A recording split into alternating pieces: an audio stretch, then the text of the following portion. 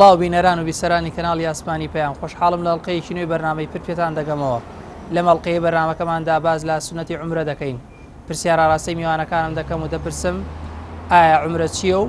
فەزڵ و گەورەی عومرە لە ڕووی عیبادەتەوە چۆنە؟ ئەگەر عومرەیەک بکەوێتە ناو مانگی ڕەمەزانەوە پاداشتەکەی چییە؟ ساڵانە لە هەرێمی کوردستان و بەتایبەتی لە مانگی ڕەمەزاندا ڕێژەیەکی زۆر هاوڵاتیان ئەم سونەتە جێبەجێ دەکەن. هۆکارەکەی بۆچی دەگەڕێتەوە؟ وەڵامی ئەم پرسیارانە لە میوانەکانم وەردەگرمەوە.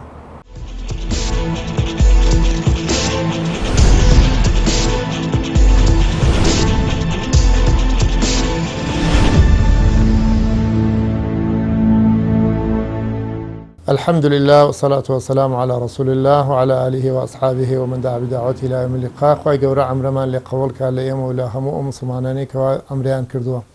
عەمرە لە لوغەی عامەی عەرەبیە واتە زیارەت یان لە ئیعمار واتە لە ئاوەدانکردنەوە، و لە فقی ئیسلامیشە عەمرە برێتیە لە زیارەتی ماڵی خوا واتە کەعبەی پیرۆز و سەعی بەینی سەفا و مەروە لەگەڵ بەستنی ئیحرام لەگەڵ حەڵق و تەقسیراتە ئەرکانی عەمرە چوارە. ئەم چوارەی جێبەجێ بکەواتە کەسێ بچێ ئیحرام ببەسێ، تەوافی بینی سەفا و تەوافی کەعبە بکە حەوت جار، سەعی بینی سەفا و مەروە بکە، سەری کورت کاتەوە یان بیتاشێ، ئەمە عەمرەیەکی کردووە. ئەم عەمرە فەزلی زۆرە، ئەمە گەورەی ئەم عەمرەیە فەزلەکەی زۆرە. یەکێک لەو فەزلانەی ئەوەیە کە پێغەمبەر صلی الله عليه وسلم فەرمێ هەر کەسێک بچێ حەوت جار بە دەوری کەعبە سوڕ بخوا، هیچ قاچێکی و پارێکی هەڵ ناهێنێتەوە تا ئەگاتە ئەو پاکە ئیلا خوای گەورە لە گوناهەکانی خۆشە بێ، دەرەجەی بۆ بەرزەکاتەوە و ئەجرێکی گەورەیشی بۆ ئەنووسێ، وەک پێغەمبەر صلی الله عليه وسلم لە حەدیثێکا کە ئیبن ماجە ئەیگەڕێتەوە ئەفەرمێ. واتە فەزلی عەمرە زۆر گەورەیە، لەبەرەوەی بە مقابل بە حەج پێغەمبەر صلی الله عليه وسلم باسی کردووە، و خوای گەورەیش هەر لە قورئانی پیرۆزە بە شوێن حەجە فەرمێ وئەتیموا الحەجە والعومرەة لله، واتە حەج و عەمرە بکەن بۆ خوا. واتە حەج چەندێ فەزلی هەیە، عەمرەیشەوەنە فەزلی هەیە. هەتا زانانە فەرمون عەمرە ئەگەر کەسێک بتوانێ عەمرە بکە، ماڵی هەبێ و بتوانێ و نەیکە هەتا ئەو کاتێک کە ئەمرێ، ئەوە واجبە لەسەر میراتگرەکانی بەشی عەمرەکەی بۆ جاکەنەوە بچن عەمرەی بۆ بکەن. ئەگەر کەسێک بتوانێ بە جسم بە ماڵ بتوانێ بەڵام بەلاشە نەتوانێ، ئەوە ئەم کەسە ئەتوانن کەسێکی بۆ بەنیابەت بۆ بگرن بچە عەمرەی بۆ بکە. ئەگەر بە لاشەیشی نەتوانێت لەبەر نەخۆشی یان لەبەر پیری، ئەوە کەسێکەکەنە وەکیل هەتا ئەگەر مرد و کەسی بۆ نەچوو، ئەوە پێویستە لەسەر میراتگرەکانی دوای خۆی عەمرەی بۆ بکەن، هەروەکو چۆن پێویستە حەجی بۆ بکەن ئەوەش پێویستە عەمرەی بۆ بکەن. خاڵیسی ئەم کەسێکەوە بە لاشە ناتوانێ و لەبەرەوەی نەخۆشە پیرە پەکەوتەیە و ماڵیشی نییە، ئەمە عەمرەی لەسەر نییە، هەروەکو چۆن حەجی لەسەر نییە ئەمرێکی لەسەر نییە. جا مەبەست لێرە ئەوەیە کە یعنی قەزای عەمرە ئەرکی عەمرە هەروەکو چۆن حەج پێویستە لەسەر میراتگرەکانی کە بەشێکی دیاریکراوی بۆ دابنێن، ئەبێ بۆ عەمرەیش ئەوە بەشێکی دەوەیە. زانانە فەرموون عەمرەیش وەکو حەج فەرزە و فەزلی حەج چەندێکە، فەزل و گەورەی عەمرەیش ئەوەنە. طبعا عمرة لروي زماني عربية والعمرة بمعنى زيارته، ألين اعتمر فلانا مثلا فلان كس عمري كرد لقل فلان كس أي زاره زيارتي كرد ديار عمريش لروي شرع زيارتك مقصودة، إنسان نيتك هيك نيتك زيارتي شو أنا بيروزا كان ككمال الركن وشرط شروطي خاص وتايبتي هي بنيتك مخصوص كزيارتي أو شو أنا كشونك مخصوصا. دیارە عمرەیش حکمێکی جیاوازی هەیە لەگەڵ حەجە و ڕوکنێکی جیاوازیشی هەیە لەگەڵ حەجە. دیارە ئەرکانی عومرە چوار ڕوکنی هەیە، لەبەرکردنی ئیحرامە لەگەڵ نیەتە، لەگەڵ تەوافە، لەگەڵ سەعیە، لەگەڵ حەڵق یان تەقسیرە. بەڵام حەج جیاوازی هەیە لەگەڵ عومرەیە. حەج وەستان لە عەرەفە یەکێکە لە ئەرکانی حەج، بۆیە دیارە جیاوازی لە بینی عومرە و لە بینی حەجە. حەج فەرزە لەسەر هەموو کەسێک لە تەمەنا یەک جار و کاتەکەیشی دیاری کراوە. ئینسان لە مانگی شەوال ذوالقەعیدە ذوالحیجە بۆی هەیە حەج بکە، بەڵام عومرە لە هەموو ساڵەکەی ئەتوانی عومرە بکەیت. بۆیە دلیل لەسەر فەزلی عمرە و لەسەر گەورەی عمرە خوای تعالی فەرمیێ وأتم الحج والعمرة لله ئێوە حەج و عمرە بکەن بۆ خوای تعالی نیەتان خوای تعالی بێ زیارەتی شوێنە پیرۆزەکان بکەن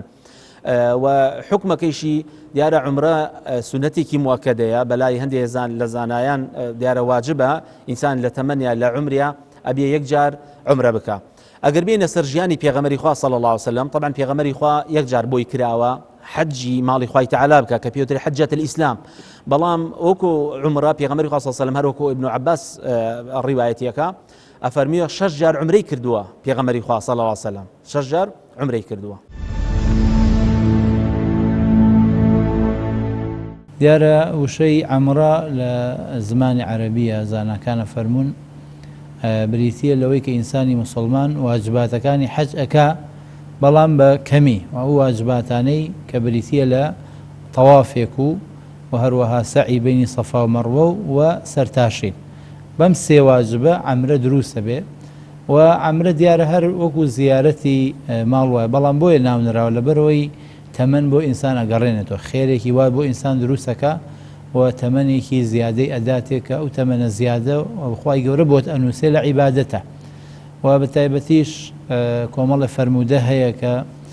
باسی گەورەی و خێرەکەیەکە بۆمان دەرەکەوێت کە بەڵام وەکو لایەنە شەرعیەکەی بریتیە لەو چەند واجبە ئەگەر جێبەجێ کرد ئەوە پێی ئەوترێ عەمرەی کردووە. دیارە فەزل و گەورەی عمرە هەم لە قورئانیشە خوای گەورە فەرمانی پێ کردووە وأتم الحج والعمرة لله واتە حەج و عمرە هەردووکیان خوای گەورە فەرمێ بە تەواوەتی بیکەن بۆ خوا کەواتە خوای گەورە عمرەی لە پاڵ حەجە داناوە. ڕاستە حەج گەورەترە لە عمرە لە ڕووی واجباتەوە بەڵام خوای گەورە لە پاڵ یەکا دایناون بۆ ئەوەی کە ئینسانی موسڵمان بزانێ کە ئەم عیبادەتەش هەر وەکو عیبادەتی حەج جەزا و پاداشتی خۆی هەیە لە لای خوای گەورە و خوای گەورە مەبەستیەتی بۆیە بە جیاش باسی کردوون نەیوتوە هەر حەج بکەن تەواوە عمرەکەشی لەگەڵا باس کردووە لەبەرەوەی لە زۆربەی مەزهبەکانیش عمرە وەکو حەج واجبە وەکو حەج واجبە لە هەندێک لە مەزهبەکانیش فەرموون عمرە سنەتێکی موئەکەدەیە واتە پێغەمبەر صلی الله علیه و سلم قەت تەرکی نەکردووە بەڵکو پێغەمبەر صلی الله علیه و سلم 4 عمرەی کردووە یەک حەجی کردووە یەک حەجی بەنسیب بووە لەبەرەوەی ئەو ساڵی کە مەکە ئازاد کرا ساڵی 8 کۆچی بوو تاوەکو ئازاد کرا بوو بنەوە دوای ئەوەش ساڵی دەیەم پێشەوە ئەبوو بەکر چوو ساڵی 11میش پێغەمبەر صلی الله علیه و سلم خۆی چوو و ئاخر حەج بوو دوای ئەوە وفاتی کرد و دیارە گەورەی عمرەش پێغەمبەر صلی الله علیه و سلم فەرمێ العمرة إلى العمرة كفارة لما بينهما ما اجتنبت الكبائر أفرمي عمرة كإنسان مسلمان أي كأم صال بيكي 2 ساڵی تر بچیتەوە گوناحی ئەو 2 ساڵە ئەسڕێتەوە ساڵێکی تر بچیتەوە گوناحی ئەو ساڵە ئەسڕێتەوە چۆن ڕەمەزان گوناحی ساڵی پێشتر ئەسڕێتەوە بە هەمان شێوە عمرەش گوناحی ساڵێک بێت 2 ساڵ بێت 5 ساڵ بێت تۆ چەندێ بۆ کرا چەند ساڵ جارێ بتوانی بچی گوناحی پێشوو ئەسڕێتەوە ئەوە خێرە و پاداشتەکەیەتی دیارە لە ڕووی بەڵام لە ڕووی عیبادەتەکانی ناوی هەمان خێری حەجی هەیە بۆ تۆ کەچی بۆ عمرە نوێژێکەکەی لە کەعبە 100,000 خێری هەیە واتە نزیکەی 55 ساڵ عمرەکە وەکوای 55 ساڵ عیبادەتێکە دەبێت دوو ڕکعات ئەگەر هەموو نوێژەکان با جەماعەت بکەی ئەگەر سنت بکەی ئەگەر نوێژی زوحا بکەی نوێژی شەو بکەی ئەوانە هەمووی ئەچنە سەر دەرەجاتی خێری تۆ اینجا تۆ لەوێ تەوافی کەعبەکەی هەموو تەوافێک حەوجارەکە ساڵێک عیبادەتە 1 ساڵ عیبادەت خێرە پاشان تۆ لەوێ ذیکرەکەی دوعاەکەی سەدەقە ئەەکەی ئەمانە هەمووی بەخێر بۆ حسابە بۆیە ئینسانی مسلمان کە ئەچێتە ناو عەمرەشەوە بۆ خۆی کۆمەڵی خێری تری بەسەر ئەڕژێ. عمرە خۆی لە لوغەتە بە معنای زیارەت دێ لە ئیصطلاحی شەرعیشە لە ئیصطلاحی فقهیا بە معنای زیارەت دێ بۆ ماڵی خوا بەیتی خوا بەو شێوە تایبەتە کە بە ئیحرام و نیەت دەست پێکا و پاشان تەوافی بەیت و پاشان سعی سەفا و مەروە پاشان تاشینی قژ یا کوورکردنەوەی ئەمە بە شێوەیەکی پوخت و کورتی لە ئەرکانی عمرە پێگاتۆ پێ دەوترێ عمرە لە ئاینی پیرۆزی ئیسلامە کە بە نیەتی زیارەتی ماڵی خوا ئیحرامە بەستیت لە شوێنی دیاری کراوە و پاش ئیحرام بەستن و نیەت دێنانەکە تەوافی بەیتەکەی و پاشان سعی بینی سەفا و مەروە و پاشان خاڵی چوارەم یاسە دەتاشی یا کوردی دەکەیتەوە ئەمە لاینی پیرۆزا پێ دەوترێ عمرە جا ئەم عمرەیە علەماکان با بڵێن مەزاهیبی ئیسلامی دوو ڕێی لەسەر هەیە بە نیسبەت فەرزیەتەکەی یا واجبێتیەکەی ئیمامی شافعی و مەذهبی شافعی لەگەڵ حەنابیلەکانە شافعی لە قەولێکە ڕێیان وایە واجبە بە دەلیلی ئەوایەتەی کە قورئانە فەرمێ وەئەتیموا الحەجە والعومرەتە لله خی گەورە لێرا داواکە ئەمرە فەرمێ کە حەج و عمرە جێبەجێ بکرێ بۆ پەروەردگار جا فەرمونون عمرە عەتف کراوەتەوە سەر حەج لە لوغەی عەرەبیشە معطوف و معطوف عليه مساوین لە حکمە یەک حکمیان هەیە مادەم حەجەکە واجبە کەواتە عمرەکەش واجبە لەگەڵیا هاتووە مادەم دلیلێک نییە لە واجبێتی بخە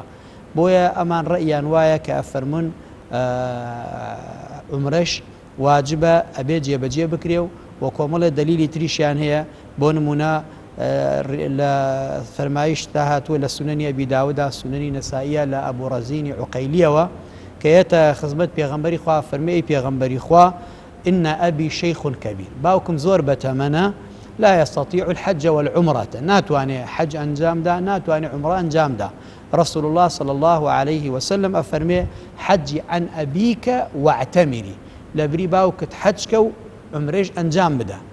بأم دليلا أفرمون كواتا حج واجبة لسر عمرة واجبة لسر خلشي حتى دليل كيكا عائشة أفرمي دايكي من داران ببيغمبري خوا أفرمي جهاد فضلك واي هي بيغمبري خوا إما جهاد نكين أفرمي إيوه جهاد يكتان لسر قتالي تيانية جهادي إيوه حج عمرية بم دليل لنا أفرمون عمرة واجبة بلام حنفية كان رضا ورحمتي خوايان ليبي لقل مالكية كان أوان رأيان واي عمرة واجب نية سنة ئەوانیش کۆمەڵە دلیلی خۆیانیان هەیە دیارە بەنسبەت فەزڵ و گەورەی عمرەوە کۆمەڵی ئەحادیث و کۆمەڵێ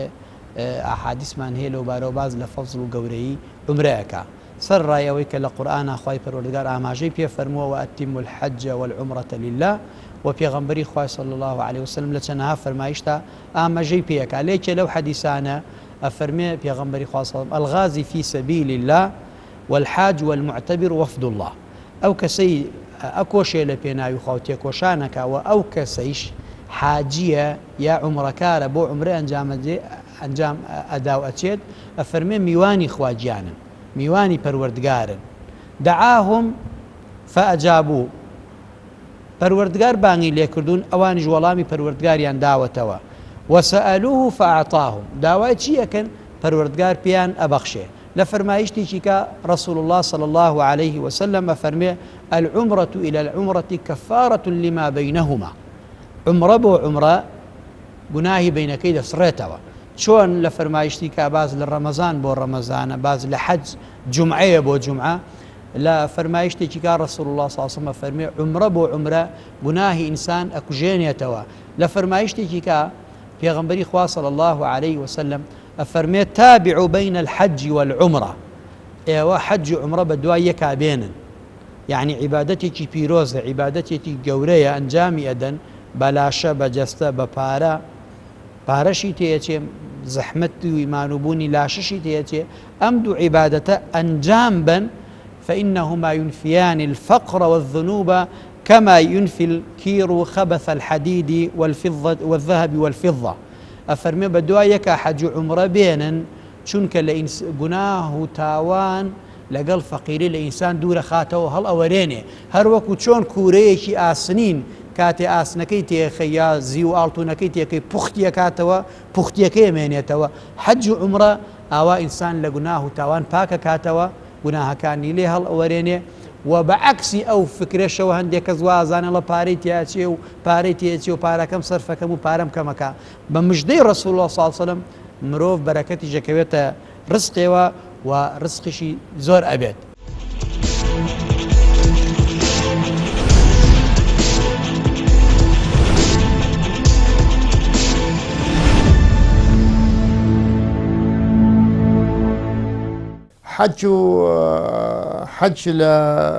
حج عمره يعني قرآن كردن صدقة كردن زكاة در كردن نوش كردن حتى سرداني نخوش هر شاكيك لرمضان بكي فضل قوري هيا بسر غير رمضان بەسەر غەیری ڕەمەزانە لەبەرەوە چەندێ زانایانە فەرمون پێغەمبەر صلی الله عليه وسلم ئەو چوار عەمرەی کردووە پێغەمبەری خوا صلی الله عليه وسلم هیچ عەمرەیەکیان لە ڕەمەزانە نەبووە هەر لە ئەشهور الحەجا بووە لەبەرەوە فەرمون بۆ عەمرە هەمومانکان وەک یەک وایە هەندێکی کەیانە فەرمون تەنها ئەو فەرمودەی پێغەمبەر صلی الله عليه وسلم کە بە ئوم معقەلی فەرمووی بۆ ناچێ وتی من حەجم بۆ نەکراوە وتی بۆ ناچی حەجکۆ وتی ناتوانم بچم حەجکۆم لەبەرەوەی تەنها دوو شتمانە یەکیان باوکی مناڵەکان بردوێتی یەکیشان ئێمە ئاوشتی پێ دەین فەرمووی ئەی ئەگەر لە ڕەمەزانە عەمرەیە بکەی ئەوە خێری حەجێکی هەیە و یان فەرمووی حەجێک لەگەڵ منە بکەی واتە لەگەڵ پێغەمبەرە ئەو فەرمودەی بوخاری و موسلیم هێنایەنە ئەوە زانایانە فەرموون ئەم فەرمودە دەلیلە لەسەرەوەی کەوە عەمرە لە ڕەمەزانە فەزڵ و گەورەی زیاترە لەسەر غەیری ڕەمەزان هەتا لە حەدیث هاواریدە کە پێغەمبەر صلی الله عليه وسلم فەرمێ نوێژێکی سنەت لە ڕەمەزانە بەقەدەر نوێژێکی فەرز لە غەیری ڕەمەزانە ئەجر و پاداشی هەیە کەوا بۆ عەمرەیش لە ڕەمەزانە ئەجر و پاداشی زیاترە لە غەیری ڕەمەزان و خاڵێکی کە حەزەکەم لێرەوە بۆ بینەران و بیسەرانی باسکەم ئەوەی کە پێغەمبەر صلی الله عليه وسلم فەرمێ ئێوە نیوان حەج و عەمرە مەبچڕن یعنی حەج و عەمرە بە دوای یەکا بێنن چونکە ئەبێتە هۆی کەفارەتی گوناهەکانتان و سڕینەوەی گوناهەکانتان و لابردنی گوناهەکانتان هەروەکو چۆن ئاگر پیسی لە ئاڵتون و زیوە کاتەوە ئەمە زانایانە فەرمون ئەمە دەلیلە لەسەرەوەی کەوا حەج جیاوازیەکی هەیە لەگەڵ عەمرە جیاوازیەکی هەیە لەگەڵ حەجە حەج ساڵی یەک جارە بەڵام عەمرە تکرار دەبێتەوە لە تەواوی ساڵەکە هیچ جیاوازیەک یعنی ئەوە نییە کە بڵێ تەنها یەک عەمرە بکەی لە ساڵەکە بەڵکو عەمرە ئەتوانی چەند جارێک دووبارە و سێبارە و چەند جارێک بکەیتەوە طبعا همو عبادتك ديارة بأضعاف ومضاعف خوي تعالى حسنه وباداشتي أو مسلمانة أنوسية لو أنا بيغمري خاصة وسلم كاتي كباسي فضل قوري مانجي بيروزي رمضانك أفرمي هر كسيك أجر سنتيك بك لمانجي بيروزي رمضان وكوايا فرزك جبجي كردي بيا وكوايا فريضتك جبجي كردي بيا لغير مانجي رمضان وهر كسيكيش فرزك بك لمانجي بيروزي رمضان وكوايا كمن أدى 70 فريضة فيما سواه وكوايا حفتا فرزي كردي بيا لغير رمضان ديار عمري شيك هر عبادتك وركان كخوي تعالى فرمي وأتم الحج والعمرة لله ديار دليل قطعي هاتوا لسر عمرة لسر أنجام داني عمرة ديار عمرة كردنج لما أجي بيروزي رمضان أجر سنتيك خيري فرزي كي هبية أجر فرزي خيري حفتا فرزي هبية لما أجي رمضان أو ديار عمرش خيري حفتا عمري هي لغير رمضان للايكي تري شوا دليل من هي لسر گەورەی عمرەکردن لە مانگی پیرۆزی ڕەمەزانە پێغەمبەری خوا صلی الله علیه و سلم کە حەدیثەکە بە چەند ڕیوایەتێک هاتووە فەرموویە عمرة في رمضان تعدل حج معي عمرەکردنێک لە مانگی پیرۆزی ڕەمەزانە وەکو وایە حەجێکتان کرد بێ لەگەڵ منە بە یعنی تۆ وەکو وایە لە خزمەتی پێغەمبەری خوایە صلی الله علیه و سلم ئەو حەجەت کرد بێ بۆ لەبەر ئەوەی پلەی ئیمان زیادەکە لەو مانگەدا لە مانگی پیرۆزی ڕەمەزانە فەکەیفە ئینسان لە شوێنە پیرۆزەکان بێ تەراویحەکە لە أفضل البقاع الأرض عمره بكي تراويح أكي شونوش أكي لو شونا بيروزدا لقلويشا مثلا واجباتي عمره جيبجي أكي لو مانجا بيروزدا ديارا أجركي زياترة بويا عمريك لمانجي بيروزي رمضان وكوايا حجك تكرد بي لخدمتي في غمري خوايا صلى الله عليه وسلم بلام أما ديارا بو خلقي عوام من الرأي موايا ما مصاب الرئيزة كان ما مصايني آيني مفتیەکان وانی کە خەتیبی مزگەوتەکانن ئیمامی مزگەوتەکانن هەرچەندێ ئەو خێرێکی زۆر گەورەیە ئەگەر بەدیلێک نەبێت لە جێگاکی خۆیان دای بنێن لە مزگەوتەکانە من پێم باش نییە مامۆستای ئاینی مزگەوتەکەی خۆی چۆڵ بکە لە مانگی پیرۆزی ڕەمەزانە بۆ لەبەر و مسلمانان پێویستیان بە ئێمەیە پێویستیان بەوەیە کە مەسەن بۆ فتوا شەرعیەکان پێویستیان بۆیە کە تەراویحیان بۆ بکەین وەعظ و نەسیحەت و ئامۆژگاریان بکەین من داوام وایە لە مامۆستا بەڕێزەکان هەمویان مامۆستای منن نوری چاوی منن تاجی پێغەمبەری خۆیان لەسەرایە مزگەوتەکانیان چۆڵ نەکەن لە مانگی پیرۆزی ڕەمەزانە هەرچەندێ ئەو خێرێکی زۆرە بەڵام مزگەوتەکەی خۆش ئینشاءالله خوای تەعالی هەر لەسەر ئەو نیەتە ئەو خێری بۆ نووسێ کە لە خزمەتی مسلمانان هەبێ بێگومان عەمرە لەبەرەوەی لە مانگی ڕەمەزان تۆ بە ڕۆژووی زۆربەی مسلمانان بە ڕۆژوون و لە هەمان کاتیشا قەرەباڵغیەکی شەیە لەو کاتەیە چونکە پێغەمبەر صلی الله علیه و سلم فەرمیەتی عمرة في رمضان تعدل حجة معي. كسي للرمضان عمربك بقدر حجك لقلب يغمر خيري صلى الله عليه وسلم. جا لبر أو خير قوري زوربي مسلمانان لجيهان الروكن لهما كانت توبة الروجوي ما عندويت أو كاتتو دو عبادتي قورئك هردو كشان كاريقريا لنسر دروني إنسان هي عبادتي الروجو وعبادتي عمره إن جاتو لقلب الروجو بلا مالو بيت زور لقى خلق بريق ناكوي بس زكاتي عمره لكاتي عمره كردناتو لقى خلق بريق كوي لطوافا كاكا أنواع أشكال خلقي على دورو بريتو لنا أوتي لك لا كاتي السعي صفا ومروة لكاتي نيوجكانا بويا تولم كاتانا ما دام تاتيكلاوي زياتر بي في غمصة صنفرمي أو إيمان داراني لقى خلق تيكلاوة بن وتحملنا راحتي كان خيريان زياتر لو إيمان داراني كتيكلاوينا كان وصبرش يعني يا تيكلاوي كان بلان صبر يعني جابويا تولو كاتي سنك أو حالتان الرودة بتأكيد خيركي زياتر خيركي بقدر حجك لقلب پیغمبر صلى الله عليه وسلم بشرط إنسان أو مرجانة جيب جيكا كخوا فرميتي شون خوا يقول فلا رفث ولا فسوق ولا جدال في الحج عمر شرق ريتوا لا رفث يعني إنساني مسلمان نابي بهيش ولا خيزاني خوي نزيق بيتوا لو كاتيك عمرك هيش أنا كاتي عمرك كما تدرج لعمري بونمونا بزوري لولاتي أموايا تو يك روج بيتي وات لو شو روجي خو بباريزي لخيزاني إتر نو روجك إتر آزادي أقل لك خيزاني اشتاك كابرات جماع بك أو يكم دوهم لا إيشي حرامي تيش خو باريزي چونك تو لبهال كعبه تيكلا جنوبيا وتيكلا للصفا ومروه هر عين شت بويا تو لو كاتاني أقل خو بباريزي لخرابة وهروها خو بباريزي لا إيشي خرابي تر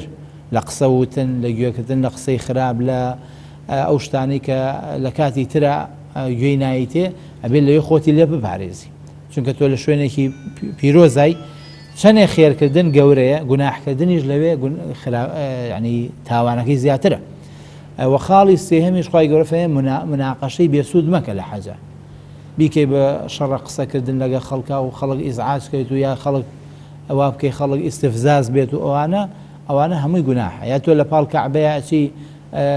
دەستێگەی لە بەردەڕەشەکە شان لەمەیت و پاڵبەوە ئەنەیت و عەزێتی ئەوەیت و یا ئافرەتی وایە ئەچێتە پێشۆسێکە یەتە دەرو لەشکەکەی پێوە نەماوە خێری نییە ئەو دەستدان لەو بەردەڕەشە چونکە تۆ تووشی گوناحە بێ فەهو فسوقە بۆیە ئینسانی مسلمان ئەگەر ئەو شتانەی لە حەجایە لە عەمرەشا بیکات خۆی لەو گوناهانە بپارێزێ و زمانی بپارێزێ و کەسێکی بە تەحەمل و سەبر بێ بە تەئکید وەکو وایە حەجی لەگەڵ پێغەمبەرا کرد بێ صلی الله عليه وسلم.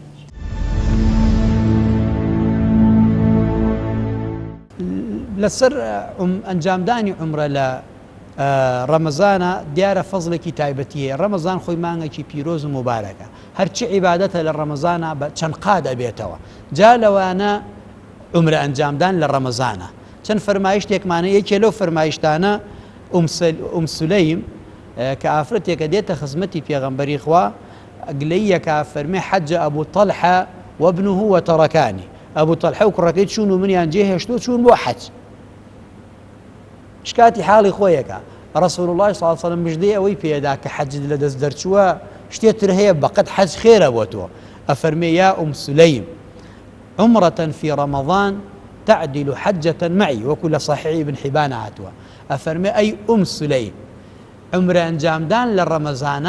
وكو حجك ويا لقل منا أنجام دابي يعني حج خوي تشن قوريه جاور سر الرأي أو حجها وري بيغمبري خواج صلى الله عليه وسلم لو حجدا أفرمي أنجام داني عمريق للرمضان وكواي هاوري بيغمبر بوبي صلى الله عليه وسلم بو أنجام داني حجك بو أنجام داني حجك لقل بيغمبري خوا هاوري بوبي عمريق للرمضان أنجام داي خيرك يونا قوري أما تفضلوا قوريك بو كسيك أقر خوا بو يبكا خواي قوري بو عسان كابتواني للرمضان در روجي بي بانزي بي هموي بي بتوانێ عمرەیەک ئەنجامدا دیارە فەزڵ گەورەی تایبەتی خۆی هەیە خوای گەورە بیکا بە قسمەتی هەموو لایەکمان ئین شاء الله تعالى.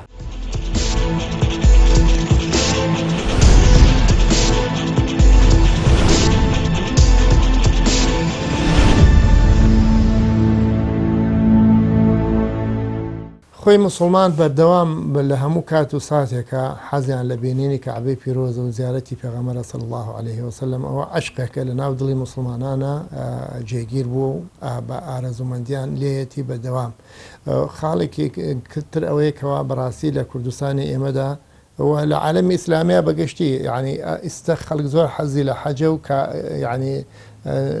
ئەندامەکانیان ئەوانەی کەوا دیاریکە ئەکرێن بۆ حەج کەمن. يعني خەڵکێکی کەم ئەڕوا بۆ حەج لەبەرەوەی خەڵک تامەزرۆی حەجە بۆیە حەجی بۆ ناکرێ ئەڵێ ئەمرێک لە ڕەمەزانە معادلە بە سەواب و پاداشی حەجێکی هەیە هەم عەمرەکەی دەسەکەوێ هەم لە ڕەمەزانە ئەو فەزلە گەورەی دەسەکەوێ و هەم ئەو تامەزرۆ و عشقەی کەوا هەیەتی لە ئەو کەف و کوڵەی ئەمرێ لەبەرەوە بەڕاستی خەڵکی کوردستانی ئێمە مەغدورە زۆر مەغدورە بەڕاستی کاک هێمن ئەو غەدرێک کە لە مسلمانانە کرێت لە هیچ کەسێکی کە ناکرێت ئیسە بڕۆ بۆ ئەوروپا بڕۆ بۆ تورکیا بڕۆ بۆ هەر وڵاتێکە ڕێی بەردەستی لێ ناگیرێ و بە پارەیەکی کەم ئەو خەڵکە ئەڕوات و دێت و ئەشێ بەڵام بۆ حەج و زیارەتی ماڵی خوا و مسلمانان یعنی ئەوە کۆمەڵی حەرقەلە و کۆمەڵی شرط و شروطە خەنە بەردەم ئەو خەڵکە بۆیکەوە خەڵک وردەوردەنە لە حەج لە 9 وەرەقەوە ئیسە بووەتە چەند بووەتە 4 ملیۆن و شتێک هەر ئەمە بۆ وای لێ یعنی خۆ هەر عینی ئەو کاتەیە هیچ زایی نەکردو بەس تەنها بۆیکەوە یعنی کۆت و زنجیرێک بخەنە بەردەم ئەو خەڵکە بۆیکەوە ئەو زیارەتەوە ئەو تەواف و ئەو خێرە ئەجر و پاداشە گەورەی بەدەستیم لەبێ ئەوە خەڵکی کوردستانی ئەمە بەڕاستی ملتەزیمە بە ئیسلامەوە الحەمدوللا و خەڵک ئارەزومەندە بۆ چوونی ئەو شوێنە پیرۆزە و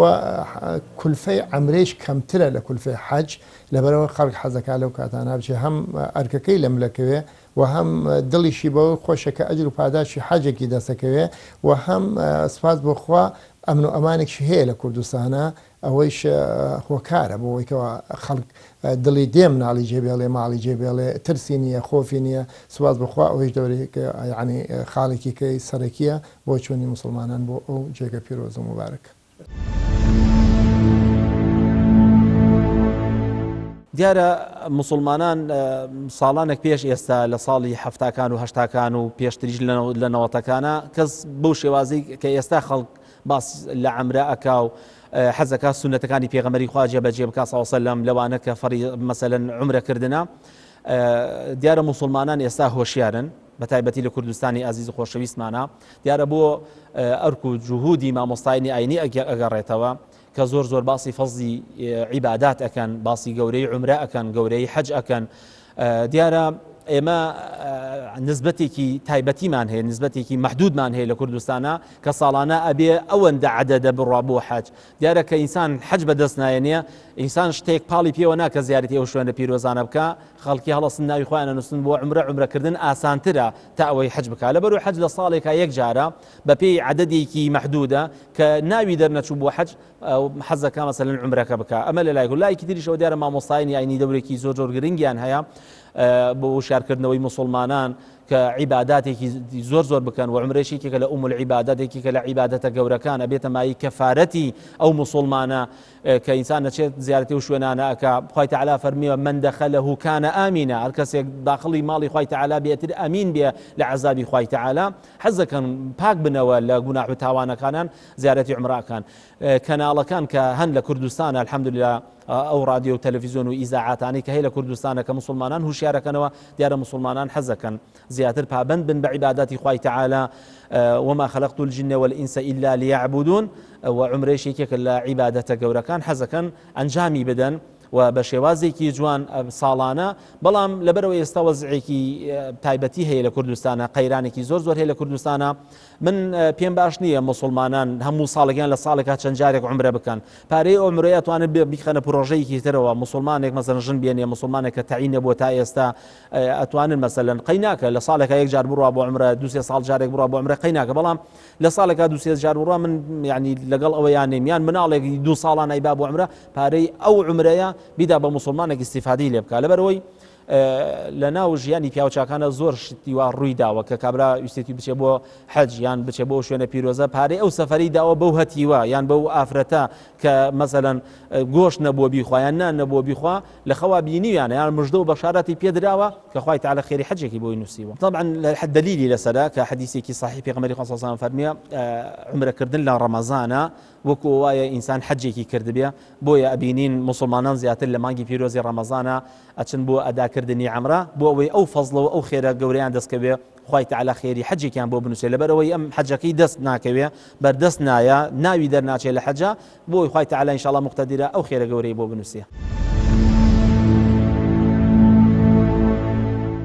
دیارە دووسێ هۆکاری هەیە یەکەمیان ئەوەیە کە خەڵک لە وڵاتی ئێمەیە و لە وڵاتانی تریش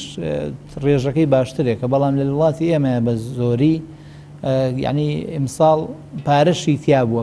تیا بووە نزیکەی 100,000 کەس خۆی نووسیوە بۆیە ئەوە بەڵگەی لەسەر خەڵک حەزی لەوەیە کە بەنسیبی بێ کە زانی وشێتی ساڵی 2,000 بۆ 3,000 کەس لە هەرێمی کوردستان و ئەڕوا ئەین تۆ ئەگەر بە معادلی حسابکەی نزیکەی 40 ساڵیەوێت ئەم 100,000 تەواو بێ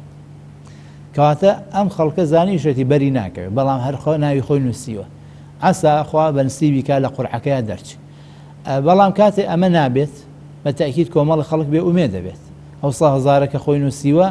ئەگەر بیزانایە لە ساسە بەریەکەوێت دوای 5 ساڵی تر دوای 10 ساڵی تر ڕێژەکە بوو بە 300 بە 400,000ش بۆیە ئەو نسبەتەی کەماوە تۆ زانێ بەری ناکەوێت ئەی بەچی ئەو بۆشاییە پڕکاتەوە ئەچێت لە بۆنە لە ڕەمەزانە عەمرەیەکەکە ئەڵێ ئەگەر حەجەکەشم بەنسیب نەبوو بەڵکو خوا ئەم حەجەم بۆ بنووسێ ئەگەر هەر بەنسیب نەبوو هەرچەنە خۆی ئەم عەمرەی ڕەمەزان بەری حەج ناکەوێت واسێ عەمرە کە بە حەجێک حسابە بەری حەج ناکەوێت بەڵام لانی کەم کابرا لایانی ئیمانی خۆی پێ بەهێزەکە ئەگەر ئەمە قەدەری خوا هەر بەنسیبی نەبوو هەر بەنسیب و نەبوو بچێ بۆ حەج ئەو کاتە چیەکە ئەو کاتە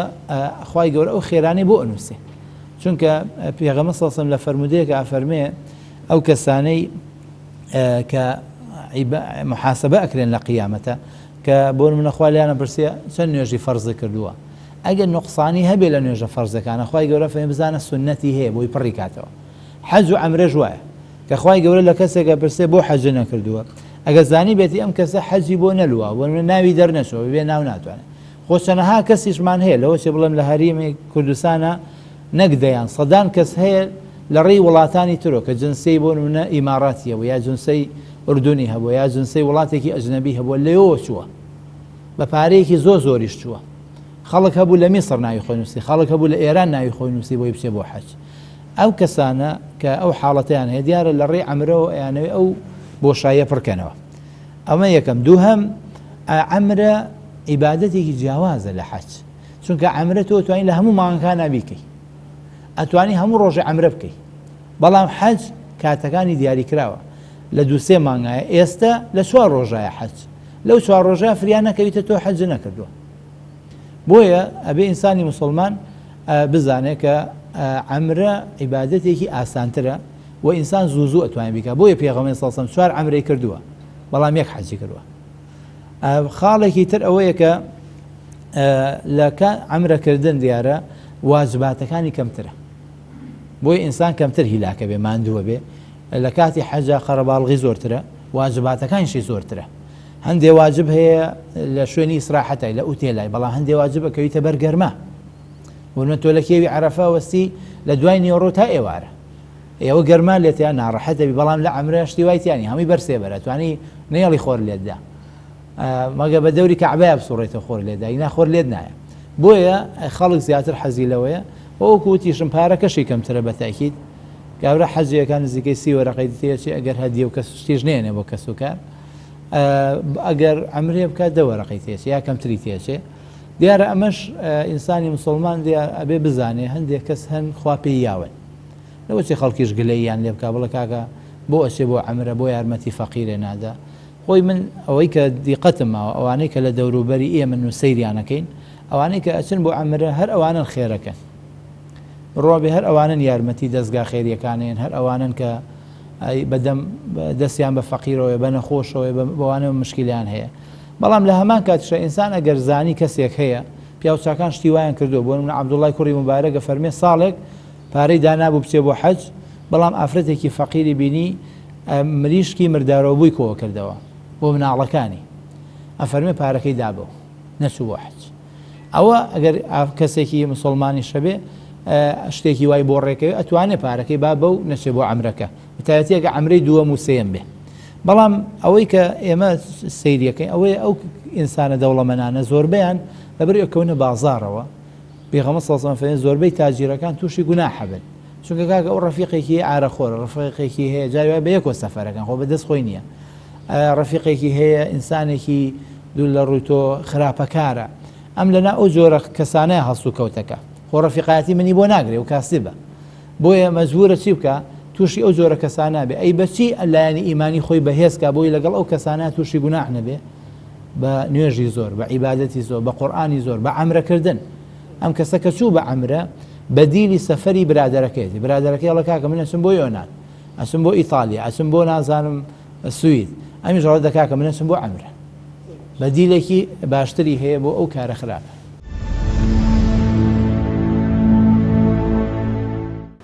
دیارە بەنیسبەت کوردستان و میلەتی کورد و مسلمانان لە کوردستانە گرنگیدان بە عومرە بە شێوەیەکی گشتی میلەتی کورد میلەتێکی مسلمانە بە خۆهەڵکێشان نەبێ یعنی لە ڕاستیان میلەتی کورد بە شێوەیەکی گشتی و عموم میلەتێکە وابەستەی دینە حەزی لە دینداریە حەزی لە شەعایری دینە حەزی لە ئەنجام گەیاندنی عیبادەت و خواناسیە بە عموم میلەتێکی لە زۆر میلەتانی دنیای مسلمان باشترین بە وەسفی خۆمان نەبێ ئەگەر چی لەم لاولا جارجار خەڵکی خراپیشمان هەرەیە دنیاش هەروە بووە بەڵام بە شێوەیەکی گشتی میلەتی کورد میلەتێکی مسلمان و دینداری حەزی لە عیبادەتەکانە بە شێوەیەکی گشتی یەکێک لەو عیبادەتانە بریتیە لە عومرە کە پێی خۆشە ئەنجامی بدا و بە تایبەتی ساڵانی پێشوو زۆر زەحمەت بووە ئەرک بووە ناڕەحەت بووە وەسائل نەبووە ئێستا کە خوای گەورە دەروی کردووەتەوە و سپاس بۆ خوا لە وڵاتانی خۆمانەوە لە کوردستانی ئازیزەوە بەتیارە ئەتوانین بڕۆین بۆ مەکە و مەدینەی پیرۆز و لێوە عومرە ئەنجام دەین ئاسان بووە خەڵک حەزی لێیەتی ئەتوانێ بڕوا عیبادەتێکی پیرۆزە عیبادەتێکی گەورەیە لەبەرەوە ئەم دەروە ئەم دەرگاکە کراوەتۆ لێمان کە ئێستا وەسائل و ئامێر زۆرە بەچوون بە تەیارە ئەمە هۆکارێکە الحەمدولیلا کە خەڵکی مسلمان ئەمڕۆ گرنگی پێدا هۆکارێک تریشی وەکو پێشتر کە عەرزم کردی هەر حوبێکی زاتیە بۆ عیبادەت و خواناسی هۆکارێکی تریشی بە شێوەیەکی تر مسلمانانی کوردستان دایمە ئەو حوبەیان هەیە حەز ئەکەن ئەو خۆشەویستیان هەیە بۆ کەسوکاریشیان حەز ئەکەن بڕۆن حەج عومرە ئەنجام دەن بۆ کەسوکاریان زۆر جارێ ئێمە پرسیارمان لێکەن ئەچن حەج بۆ کەسوکاریان ئەنجامەدەن ئەمە شتێکی زۆر باشە حتا لە فەرمایشتا باس کراوە کە ئینسان ئەتوانێت بچێ حەج و بعض عیبادەت هەیە لە بری کەسوکاری ئەنجامی بدا هەروەکو ئێمە ئەهلی سنە و جەماعە عەقیدەشمان لەسەرەوە دامەزراوە کە دروستە ئینسان عیبادەت ئەنجامدا نوێژە ڕۆژووە عومرەیە حەجە ئەنجامی بدەیت و خێر و سەوابەکەی هەدیەکەی بۆ مردوویەکت بۆ باوکت بۆ دایکت بۆ کەسێکت بۆیە بەشێکیشی ئەوەیە زۆرێک لە مسلمانان ئەڕۆن حەج و عومرە و بەعزێ تاعەت عیبادەت ئەنجامەدەن لە بری کەسێکیان یا ئەنجامی یەدەن بۆ خۆیان و خێر و سەواب و تاعەتەکەی هەدیەکەن بۆ کەسوکارەکەیان ئەمەش هۆکارێکە کە مسلمانان ڕویان کردووەتە عومرە هیوادارم زیاتر ڕووبکەینە هەموو عیبادەت و خواناسیەک و یەکێک لەو عیبادەتە جوانانە کە ئینشاءالله گوناهەکانمان لێ هەوڵە هەڵەوەرێنێ عومرەیە یەکێتر لە هۆکارەکانی ئەوەی خەڵکی زیاتر ئێستا لە وڵاتی کوردەواریە ئیهتیمام بە ئەنجامدانی عومرە ئەدەن ئەوەیە کە چەندەها ساڵە ناوە نووسێ بۆ حەج و ناوی نایەتەوە دامەزرۆیە بچێ زیارەتی ماڵی خوا بکە ناو هەر ناوێ نووسێ و پارەی داناوە بۆی و ناوە نووسێ و هەر ناوی دەرناچێ و بێتاقەتە لەبەرەوە بە سەبوریەکی دڵی خۆیەدا ڕوا لە ڕێیەکێک لە کۆمپانیاکانەوە زیارەتی ماڵی خوا ئەکاوە چێ عومرە ئەنجامەدا وەکو ئەوی بۆ ناکرێت هەڵەسێ بە ئەمیش وەکو عەرزم کردی هەندێک مەزایی پیان وایە واجبە لەبەرەوە هەر ئەمەش بۆ خۆی جێبەجێکردنی فەرمایشتی پەروەردگارەوە ئەتیم الحەج والعومرەة لله ئەنجامدانی عیبادەتێکی گەورەیە